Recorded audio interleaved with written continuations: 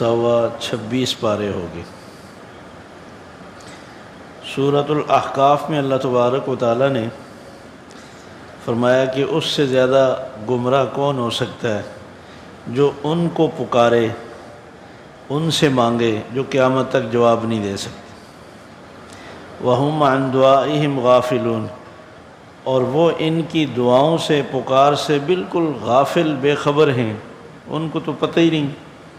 وَإِذَا حُشِرَ النَّاسُ كَانُوا لَهُمْ أَعْدَاءَ وَكَانُوا بِعِبَادَتِهِمْ كَافِرِينَ، اور قیامت کے دن جب سب لوگ اٹھائے جائیں گے تو وہ ان کے دشمن بن جائیں گے، مانگنے والے، پکارنے والوں کے، اور وہ ان کی عبادت کا انکار کریں گے۔ پہلے دعا کا ذکر کیا اور پھر اسی کو اللہ نے عبادت قرار دی ہے کہ یہ غیر اللہ کو پکارنا یہ عبادت ہے۔ کل قیامت کے دن وہ اس کا انکار کریں گے اور اللہ کو گواہ بنا کر کہیں گے کہ اللہ گواہ ہے، انا کنا عن عبادتکم لغافلین، ہم تمہاری پکار سے، دعاؤں سے بے خبر تھے، ہمیں کچھ پتہ نہیں۔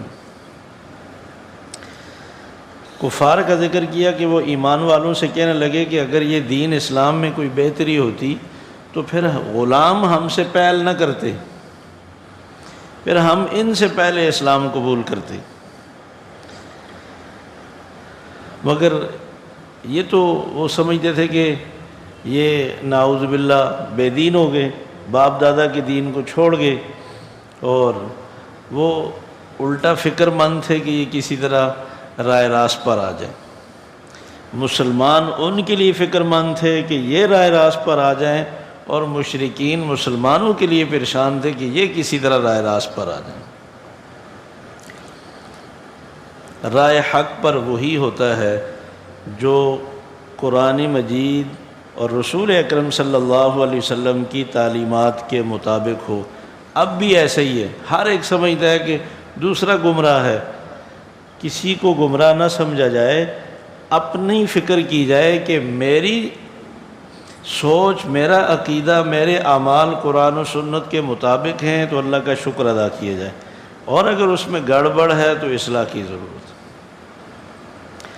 اللہ ہمیں دین کی سمجھ اور عمل کی توفیق نصیب فرمائے۔ اللہ تبارک و تعالیٰ نے پھر اس صورت میں فرمایا وَلَقَدْ مَكَّنَّاهُمْ فِي مَا إِن مَّكَّنَّاكُمْ فِيهِ، ہم نے قوم عاد اور دوسری قوموں کو جو اتنی طاقت دی تھی دنیا میں، اتنی تو تمہیں دی نہیں ہے، ان کے مقابلے میں تو تم کچھ بھی نہیں ہو۔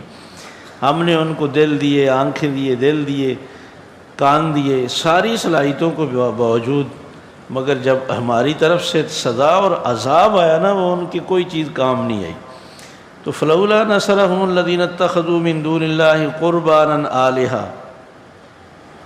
وہ جو اللہ کا قرب حاصل کرنے کے لیے انہوں نے اللہ کے سوا اور معبود بنا رکھے تھے کہ یہ ہمیں اللہ کے قریب کریں گے، تو جب عذاب آیا تو ان معبودوں نے کیوں نہیں بچایا؟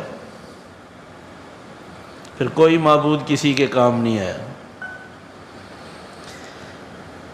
پھر اللہ تبارک و تعالیٰ نے جنات کا تذکرہ فرمایا کہ جنات کی ایک جماعت رسول اکرم صلی اللہ علیہ وسلم سے ملی، انہوں نے قرآن مجید رسول اکرم صلی اللہ علیہ وسلم سے سنا، ایمان لے آئے، اور وہ اپنے جنات میں جا کر داعی اور مبلغ بن گئے۔ انہوں نے جا کر اپنے جنات کو اسلام کی دعوت دی، کہا دیکھو اللہ کی طرف بلانے والے پر ایمان لے آؤ۔ وہ رائے حق کی دعوت دیتے ہیں اور سیدھے راستے کی رہنمائی کرنے والے ہیں، اور تم میں سے اگر کسی نے ان پر ایمان نہ لایا تو پھر یاد رکھنا، پھر اللہ کے عذاب سے تمہیں کوئی نہیں بچا سکے۔ سورہ قتال میں اللہ تبارک و تعالیٰ نے ایک تو ایمان والوں کو فرمایا یا ایھا الذین آمنوا ان تنصروا اللہ ینصرکم ویثبت اقدامکم، اے ایمان والو اگر تم اللہ کی دین کی مدد کرو گے اللہ تمہاری مدد کرے گا، اور اللہ دشمن کے مقابلے میں تمہیں ثابت قدم رکھے گا۔ تو اس کا مطلب یہ ہوا دنیا میں فتح، دشمن پر غلبہ تب حاصل ہوگا جب مسلمان دین پر پابند ہوں۔ اگر مسلمان دین پر پابند نہیں ہے تو پھر اللہ کی مدد کا کوئی وعدہ نہیں۔ اللہ نے شرط لگائی ہے کہ میں تمہاری مدد اس وقت کروں گا ان تنصر اللہ، اگر تم اللہ کی دین کی مدد کرو گے۔ اور اگر ہم یہ بھی چاہیں کہ ہم زیادہ دین میں نہ گھسیں ورنہ لوگ ناراض ہو جائیں گے، اور پھر جنگوں میں مشکل میں ہم اللہ کی مدد بھی مانگیں، دو کام تو نہیں ہو سکتے، یا دنیا خوش ہوگی یا رب خوش ہوگا۔ اللہ کی مدد چاہیے تو پھر دین پر قائم رہیں۔ اور فرمایا کہ پرہیزگاروں کے ساتھ جو ہم نے وعدے کر رکھے ہیں، مشروبات کا تذکرہ فرمایا کہ ہم نے میٹھے پانی کی نہریں جاری کی ہیں، ایسے خالص دودھ کی جس کا ذائقہ کبھی نہیں خراب ہوگا، اور ایسی پاک شراب کی نہریں ہم نے جاری کی ہیں جنت میں جس سے کبھی چکر نہیں آئے گا، اور ایسی خالص شہد کی کہ جس میں کوئی ملاوٹ نہیں ہوگی۔ فرمایا کہ میوے ہر قسم کے اللہ تبارک و تعالیٰ کی طرف سے مہیا ہوں گے اور کبھی ختم نہیں ہوں گے۔ ان سے کہا جائے گا جو چیز چاہتا ہے کھاؤ پیو مزے اڑاؤ۔ بندہ اللہ کا بن جائے تو پھر اللہ کے سارے خزانے اس کے لیے۔ اللہ تبارک و تعالیٰ نے اس سورت کے آخر میں یہ بھی ذکر فرمایا کہ دیکھو اللہ نے جو تمہیں مال دیا ہے، اور اللہ نے تم سے سارا نہیں مانگا، اس میں سے تھوڑا مانگا ہے کہ اللہ کے نام پہ خرچ کرو۔ اس میں بھی اگر تم خرچ کرو گے تمہارا فائدہ ہے، بخل کرو گے تمہارا نقصان ہے۔ وَإِن تَتَوَلَّوْا يَسْتَبْدِلْ قَوْمًا غَيْرَكُمْ ثُمَّ لَا يَكُونُوا أَمْثَالَكُمْ۔ اور اگر اس میں کوتاہی کرو گے نا تو پھر اللہ تم سے وہ مال لے لے گا، اوروں کو دے گا، وہ تمہاری طرح بخل نہیں کریں گے۔ جب انسان اللہ کے حقوق میں، اللہ کے احکامات میں گڑبڑ کرتا ہے نا تو پھر اللہ دولت لے لیتے۔ تو اللہ جس طرح اللہ کو دینا آتا ہے نا، اللہ کو لینا بھی آتا ہے۔ تو دولت اللہ سے اور لینے کا، دولت کو بڑھانے کا ذریعہ یہ ہے کہ اللہ کے نام پہ صدقہ کیا جائے۔ اللہ کا وعدہ ہے کہ جو جس مال سے صدقہ کیا جائے گا میں اس کو بڑھاتا رہوں گا۔ سورۃ الفتح، اس میں اللہ تبارک و تعالیٰ نے صلح حدیبیہ کا تفصیل سے واقعہ ذکر کیا۔ اسی صلح حدیبیہ کے واقعے کو فتح مبین کہا۔ صلح حدیبیہ کا بظاہر جو واقعہ ہے، جو آپ صلی اللہ علیہ وسلم 1400 صحابہ کے ساتھ مدینہ سے مکہ آ رہے تھے طواف کے لیے، اور اہل مکہ نے روک دیا کہ نہیں، مکہ میں آپ نہیں داخل ہو سکتے۔ بڑی کوشش کے باوجود انہوں نے کہا اس سال تو نہیں داخل ہونے دیں گے، اس سال آپ واپس جائیں، آئندہ سال آئیں۔ آپ نے فرمایا ٹھیک ہے، میں صلح کسی بھی صورت میں صلح ہوگی تو میں صلح کے لیے تیار ہوں۔ بہرحال شرائط کے ساتھ صلح طے ہو گئی، اور آپ نے فرمایا صحابہ تو بڑے جذباتی تھے، انہوں نے کہا لڑنے مرنے کے لیے ہم تیار ہیں، ہم حق پر ہیں، مرے تو جنت میں جائیں گے، ان کے لوگ مرے تو جہنم میں جائیں گے، ہمیں ڈرنے کی دبنے کی کیا ضرورت ہے۔ آپ نے فرمایا یہ ہماری فتح مبین ہے، صلح میں ہماری فتح ہے۔ حضرت عمر نے کہا یا رسول اللہ یہ فتح ہے؟ آپ نے فرمایا جی ہاں یہ فتح ہے۔ بہرحال حضرت عمر کو سمجھ نہ آئی کہ یہ فتح کیسی ہے، بظاہر ہمیں یہاں سے واپس کر رہے ہیں مکہ کی حدود سے، اور یہ ہماری فتح ہے۔ ابو بکر صدیق رضی اللہ تعالیٰ عنہ سے کہا کہ ابو بکر یہ فتح ہے؟ ابو بکر صدیق نے کہا کہ جب رسول اللہ صلی اللہ علیہ وسلم فرما رہے ہیں کہ فتح ہے بس فتح ہے، چپ رہو۔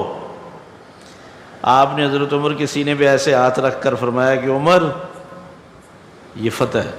حضرت عمر کہتے ہیں ساری زندگی مجھے آپ کے ہاتھ مبارک کی ٹھنڈک اندر سینے میں محسوس ہوتی تھی کہ آپ نے جب ایسے ہاتھ رکھا نا وہ میرا سارا غصہ ختم ہو گیا۔ ایک وقت آیا 2 سال کے بعد پورا مکہ فتح ہو۔ حضرت آپ صلی اللہ علیہ وسلم بیت اللہ کے دروازے میں کھڑے ہیں، فرمایا کہاں ہے عمر؟ حضرت عمر نے ہاتھ اٹھایا کہ یا رسول اللہ حاضر ہوں۔ فرمایا یہ ہے فتح جس کا میں تمہیں کہہ رہا تھا۔ حضرت عمر کہتے ہیں کہ سمجھ آ گئی۔ پھر 2 سال کے بعد حجۃ الوداع کے میدان میں جب آپ موجود تھے، 1,24,000 صلح حدیبیہ میں صرف پوری دنیا کے مسلمانوں کی تعداد 1400 تھی، فتح مکہ میں 12,000، اور 2 سال بعد حجۃ الوداع میں 1,24,000. آپ نے فرمایا کہاں ہے عمر؟ حضرت عمر نے کہا یا رسول اللہ حاضر. فرمایا یہ ہے فتح مبین جس کی تمہیں سمجھ نہیں آ رہی تھی. لڑتے اتنا آگے نہ بڑھتی. صلح ہوئی، سارے راستے کھل گئے. رسول اکرم صلی اللہ علیہ وسلم نے سارے بادشاہوں کے نام خطوط لکھے، اپنے پیغامات بھیجے اور اسلام خوب پھیلا. صرف 4 سالوں میں 1,24,000 مسلمانوں کی تعداد ہوگی. سارا عرب رسول اکرم صلی اللہ علیہ وسلم کی زیر نگرانی آ گئی. حکمتیں ہوتی ہیں صلح میں، اس لیے فرمایا کہ اللہ تبارک و تعالیٰ نے یہ فتح مبین ہے. اور اللہ تبارک و تعالیٰ نے جن لوگوں نے درخت کے نیچے رسول اکرم صلی اللہ علیہ وسلم کے ہاتھ پر بیعت کی تھی حضرت عثمان غنی کا بدلہ لینے کے لیے، تو اللہ تبارک و تعالیٰ نے فرمایا لَقَدْ رَضِيَ اللَّهُ عَنِ الْمُؤْمِنِينَ إِذْ يُبَايِعُونَكَ تَحْتَ الشَّجَرَةِ. اللہ راضی ہو چکے ان سے جنہوں نے درخت کے نیچے آپ کے ہاتھ پر بیعت کی. فَعَلِمَ مَا فِي قُلُوبِهِمْ. اللہ نے ظاہری ان کے عمل کو دیکھ کر یہ رضا کا فیصلہ نہیں کیا. فرمایا اللہ ان کے دلوں میں ان کے اخلاص کو جانتے. اس میں ابو بکر بھی تھے، اس میں حضرت عمر بھی تھے، اس میں حضرت علی المرتضیٰ رضی اللہ تعالیٰ عنہ بھی تھے، اس میں بڑے بڑے سارے صحابہ ہیں. بیعت رضوان میں اللہ تبارک و تعالیٰ نے 1400 صحابہ کی رضا کا اعلان فرمایا. اور پھر اس میں اللہ تبارک و تعالیٰ نے رسول اکرم صلی اللہ علیہ وسلم کا نام لے کر فرمایا محمد الرسول اللہ. محمد اللہ کے رسول ہیں. والذین معہ اشداء علی الکفار. اور ان کے ساتھ جو مسلمان ہونے والے لوگ ہیں، ان کے صحابہ، یہ آپ صلی اللہ علیہ وسلم کے اوپر ایمان لانے کی وجہ سے کفار پر بڑے سخت ہیں. کفار کے مقابلے میں رحماء بینہم، آپس میں بالکل موم کی طرح ہیں. تراہم رکعا سجدا یبتغون فضلا من اللہ. ہر وقت اللہ کی رضا اور اللہ کی عبادت میں مصروف ہوتے ہیں. اللہ نے ان کے مخلص ہونے کی گواہی دی. یبتغون فضلا من اللہ ورضوانا. ان کی چاہت ہر وقت اللہ کی رضا حاصل کرنا. دنیا اگر ان کے اوپر کوئی بھی الزام لگائے، لیکن وہ خالق اور مالک جو دلوں کا جاننے والا ہے، وہ ان کے اخلاص کی اور ان کے ایمان کی گواہی دے رہا ہے. فرمایا سیماہم فی وجوہہم من اثر السجود. ان کے چہروں میں ان کی ایمان کی نشانیاں ہیں جو چہروں سے پہچانے جاتے ہیں. یہ نبی کی کھیتی ہے. جس طرح ہر کسان اپنی کھیتی کو سرسبز دیکھ کر خوش ہوتا ہے، تو نبی بھی اپنی اس کھیتی کو دیکھ کر خوش ہوتا ہے. جس طرح کہ مخالف کسان کی کھیتی کو دیکھ کر ہمیشہ جلتے ہیں، اسی طرح نبی کے مخالف نبی کی اس کھیتی کو صحابہ کے اوصاف سن کر ہمیشہ جلیں گے. لیغیظ بہم الکفار. اور مسلمان تو خوش ہوں گے، کفار ہی صحابہ کو دیکھ کر جلیں گے. امام مالک رحمۃ اللہ علیہ نے اس آیت کے تحت لکھا ہے جو لوگ صحابہ سے جلتے ہیں وہ مسلمان نہیں ہو سکتے. اللہ نے ایسے لوگوں کو کافر کہا ہے. اللہ کا شکر ہے ہم صحابہ کے فضائل اور ان کے مناقب کے ماننے والے. رسول اکرم صلی اللہ علیہ وسلم نے فرمایا صحابہ سے محبت کرنا یہ ایمان کی نشانی. صحابہ سے نفرت اور بغض رکھنا فرمایا یہ منافقت کی نشانی. سورہ حجرات میں اللہ تبارک و تعالیٰ نے اصلاح معاشرہ کے اصول بتائے کہ معاشرہ گناہوں سے، برائیوں سے کیسے صاف ستھرا ہو سکتا ہے، آپس میں کس طرح اچھا ماحول قائم ہو سکتا ہے. پہلی بات تو فرمائی کہ اللہ اور اللہ کے رسول کے حکم سے آگے مت نکلو. اللہ کے نبی کا احترام یہ ہے کہ جو فیصلہ کر دیں، جس طرح کر دیں، بس اسی کی پابندی کرو. اور اللہ کے نبی صلی اللہ علیہ وسلم کی سامنے آواز تمہاری اونچی نہیں ہونی چاہیے. ادب اور احترام سے ان کا نام لیا جائے اور ادب و احترام سے بلایا کرو. پھر اس کے بعد فرمایا کہ اگر تمہیں کوئی بات بتائے تو فوراً اس پہ عمل درآمد مت کرو، تحقیق کر لو. ہو سکتا ہے وہ خبر غلط ہو، بعد میں تمہیں شرمندگی ہو. اور پھر آپس میں اگر دو بندے لڑ پڑیں تو تماشا مت دیکھو، ان کی صلح کراؤ، ورنہ یہ فتنہ پھیلے گا، ایک دن سب لپیٹ میں آ جائیں. چھوٹوں سے لڑائی چلتی ہے، اگر وہ ختم نہ کی جائے تو ایک دن بڑے بھی آپس میں لڑ پڑتے ہیں. اس لیے شروع سے لڑائی کو ختم کیا جائے، صلح کرائی. اور فرمایا کہ دیکھو آپس میں سارے مسلمان بھائی بھائی ہیں،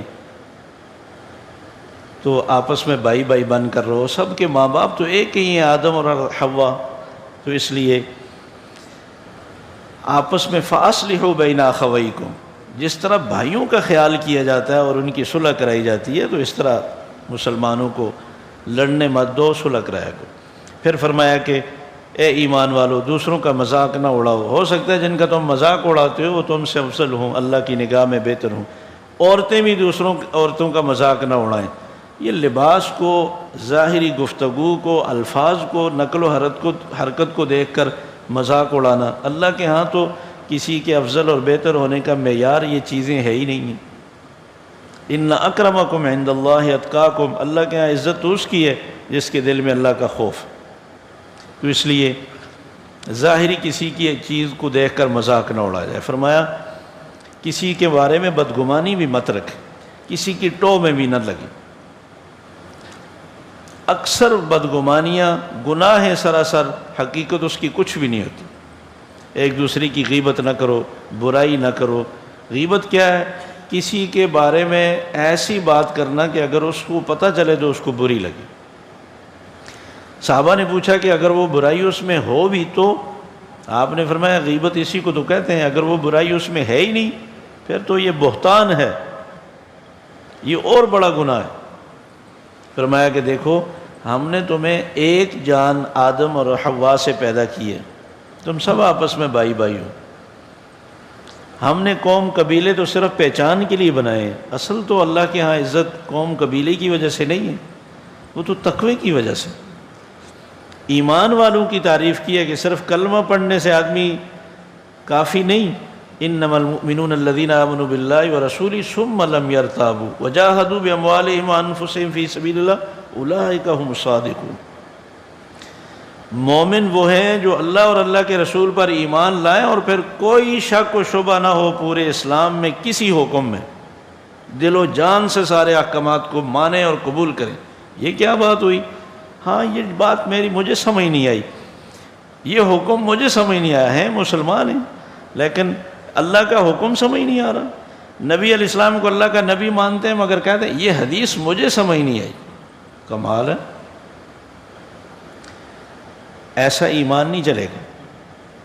اللہ پر ایمان لایا تو اللہ کے سارے احکامات پر، آمنت باللہ کما ہوا باسمائہ و صفاتہ وقبلت جمیع احکامی، میں اللہ کی ذات پر، اللہ کی صفات پر ایمان لایا اور اللہ کے سارے احکامات قبول کیے، تب ایمان مکمل ہوگا۔ اور فرمایا کہ پھر اپنا وقت، اپنی جان، اپنا مال بھی اس دین کی تشہیر اور غلبے کے لیے خرچ کرنے والے بنے، یہ ہیں سچے مومن۔ اللہ ہمیں ایسا ہی ایمان نصیب فرمائے۔ فرمایا کہ اللہ پر احسان مت جتلاؤ کہ تم مسلمان ہو گئے ہو، یہ تو اللہ کا تم پر احسان ہے کہ اس نے تمہیں اسلام کی توفیق دے دی، اور اس میں کوئی شک نہیں، یہ اللہ کا فضل اور احسان ہے کہ اس نے اپنی عبادت کی توفیق دیا، اپنے ماننے والا بنایا۔ ورنہ تو دنیا میں بہت سارے پڑھے لکھے لوگ موجود ہیں، کیسی کیسی حرکتیں کرتے ہیں، کفر اور شرک میں مبتلا ہیں، کوئی گائے کو خدا مان رہا ہے، کوئی پتھر کو خدا مان رہا ہے، کوئی درخت کو پوج رہا ہے۔ اس مالک کا شکر اور احسان ہے کہ جس نے ہمیں صحیح عقیدہ، صحیح اعمال کرنے کی توفیق عطا فرمائی۔ سورہ قاف میں اللہ تبارک و تعالیٰ نے فرمایا کہ دیکھو تمہارے اعمال تو ایک طرف رہے، ہم تو تمہارے دل میں پیدا ہونے والے خیالات کو بھی جانتے ہیں۔ ما یلفظ من قول الا لدیہ رقیب عتید، تمہارے منہ سے جو لفظ نکلتا ہے فرشتہ تیار بیٹھا ہوتا ہے کہ یہ بولے تو صحیح، اور فوراً اسے لکھتا ہے۔ تمہارا ہر کام محفوظ ہو رہا ہے اور ریکارڈ ہو رہا ہے، اور قیامت کے دن اس کا حساب ہونا۔ فرمایا کہ ہم نے آسمان بنائے، زمینیں بنائی، ساری کائنات بنائی، وما مسنا من لغوب، اتنی بڑی کائنات بنانے سے، چلانے سے کوئی تھکن اور تھکاوٹ ہمیں نہیں ہوئی۔